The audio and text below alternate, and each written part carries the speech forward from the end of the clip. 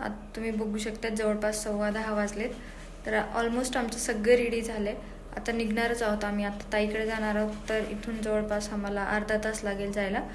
मग गेल्यानंतर ना डायरेक्ट काय आता सगळं तर झालं, जाऊन झोपणार. मग सकाळी उठल्यानंतर आम्हाला लवकरच निघायचं आहे. सकाळी ऑलमोस्ट 5-5:30ला आम्ही निघतो. बघू कसं काय होतं तर तुमच्यासोबत पुढे ब्लॉगमध्ये शेअर करतेच. तर थोडेसे फ्रूट्स वगैरे उरलेले होते, ते काही वेस्ट जाऊ नये म्हणून मग आम्ही सोबत कॅरी करणार आहोत, जेणेकरून सकाळी नाश्त्याला वगैरे होतील. कारण येईपर्यंत ते असे खराबच होऊन जातील ना. चला आता मी बॅग वगैरे सगळं इकडे हॉलमध्ये आणून ठेवते.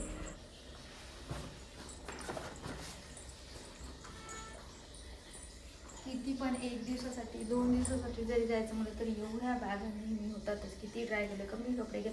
त्यावेळेस फक्त मी एक साडी घेतली आणि एक ड्रेस घेतला, तरीसुद्धा दोघांचं म्हणून एवढं सगळं झालं. बघू आता. सोबत पाणी सारखं विकत घ्यायला नको म्हणून एक जारच घेतला घरी जो होता तो. त्यानंतर परत गोष्टी चेक केल्या, सगळे लाईट्स वगैरे ऑफ केले आणि आम्ही निघालो ताईकडे जायला. थंडी एवढी काही नव्हती, पुण्यात बरीचशी कमी झाली आहे आणि संध्याकाळ होती म्हणून ट्रॅफिक बिलकुलच लागली नाही आणि आम्ही 20 ते 25 मिनिटात ताईकडे पोहोचलो. फायनली ताईच्या सोसायटीमध्ये आलो आहेत.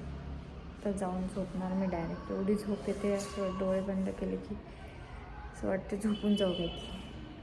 आणि मला वाटलं होतं वरती गेलं की मी लगेच झोपून जाईल, पण त्यानंतर गेल्यावर ना खरंच एकमेकांना भेटल्यावर एवढ्या गप्पा मारल्या. जवळपास 1 वाजले आणि एवढ्या रात्रीनं आम्ही दोघींनी आमचा एकमेकांचा हळदी कुंकवाचा जो कार्यक्रम पेंडिंग राहिला होता तो केला. त्यानंतर परत सकाळी रेडी होऊन 5 वाजता निघालो आम्ही लवकरच. आणि ना हा माझा लहाना भाचा आहे, तर तुम्ही याचा आता जो बोलतो ना ते ऐका. ते ऐकून तुम्हाला थोडंसं ऑड वाटेल. चाललं परभणी. कशासाठी? एंगेजमेंट. कुणाची? मावशी, मामा, मामी. मामा मामीची? तो जा आता बोलला ना की मावशी आणि मामाची एंगेजमेंट आहे. ऐकायला खूप ऑड वाटत असेल तरी तेच खरं आहे, कारण ज्या माझ्या नणंदबाई आहेत त्यांना त्यांच्या आत्याच्या घरी दिलेलं आहे. तर त्यामुळे हे सगळे नाते लहान मुलांसाठी तरी कन्फ्युजिंगच आहे. मग त्यानंतर सकाळी ट्रॅफिक नव्हती. सनराईज बघत अर्धा प्रवास केला, अर्धा म्हणजे बऱ्यापैकी. आणि त्यानंतर एका ठिकाणी नाश्त्याला थांबलो. मस्त असा चहा पोहे एन्जॉय केले. एकदम टेस्टी असा नाश्ता होता इथे. राघवला खाऊ घालत मी सुद्धा खाल्लं. आणि आज इथला चहा बघून मला सुद्धा कंट्रोल झालं नाही, तर मी सुद्धा दुधाचा चहा केला. उपमासुद्धा मागवला होता, पण उपमा एवढा टेस्टी नव्हता, पण पोहे फार टेस्टी होते. आणि ना जी एनर्जी आहे ना ती आत्तापासूनच फील होत होती. म्हणजे सगळेजण एकत्र आलो ना एवढी धमाल मज्जा मस्ती येते. इथेच बघा आता भैया कशी मज्जा करत आहे. त्याला म्हणत होतं मला व्हिडिओमध्ये घ्या, आणि अशा जवळ आले आणि अचानक पाय पडत होते आणि तेच बघून राघव सुद्धा तेच करत होता. तर अशीच मज्जा मस्ती करत गाणी ऐकत थोड्याफार मध्ये झोपा काढत साईडचा व्ह्यू बघत आम्ही आमचा प्रवास कसा तरी पूर्ण केला. आणि फायनली 6-7 तासानंतर आम्ही आमच्या घरी येऊन पोहोचलो.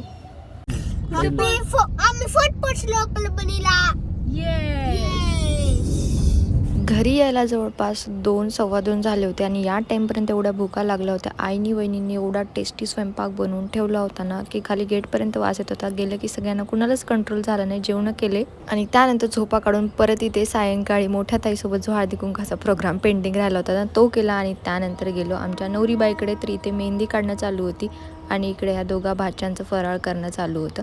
अर्धी पॅकिंग ऑलमोस्ट काकूंनी केली होती. त्यानंतर साड्या वगैरे बघितल्या ताईच्या. आणि एवढे सगळे इथं मज्जा मस्ती करत असतानाही मोठ्या भाच्याची एक्झाम आहे, तर त्याचा इथे अभ्यास चालू होता आणि मध्ये सामान संपलं म्हणून घरीची पॅकिंग करत होतो. जसं की मी तुम्हाला मागच्या क्लिपमध्ये दाखवलं. तर साहित्य कमी पडलं तर आता तेच आणायला मी जात आहे. चला तुम्हाला पण घेऊन जाते माझ्यासोबत थंडीसाठी. इग्नोर बाय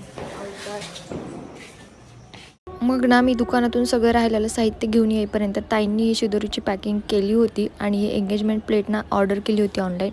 आणि ॲज अ न्यू व्लॉगर ना मी दुकानात शॉट वगैरे घ्यायला किंवा बाहेर किंवा घरच्यांसमोर एवढे शॉट घ्यायला अजून मी तरी कम्फर्टेबल नाही आहे. तर जसे तोडके मोडके शॉट घेता आले ना तेवढे मी शॉट घेतले आहेत. आणि एवढ्या वेळात ताईची मेहंदीसुद्धा काढून पूर्ण झाली होती. खूप सुंदर नाजूक अशी मेहंदी त्यांनी काढली होती. आणि ना आता याच व्हिडिओमध्ये ना मी तुम्हाला सगळी पॅकिंग वगैरे काय कशी केली ते दाखवत बसेल तर हे व्हिडिओ ना खूप जास्त मोठा होईल. तर ओटी कशी पॅक केली, नवरीची ओटी कशी पॅक केली आणि जी नवरी नवरदेवाची किट कशी असते ना ती पॅक कशी केली त्याचे ना मी छोटे शॉर्ट्स तुमच्यासोबत शेअर करते आणि ते तुम्ही नक्की जाऊन बघा. चला तर मग आजच्या व्लॉगमध्ये एवढंच. भेटूयात नेक्स्ट व्लॉगमध्ये. तोपर्यंत बाय बाय.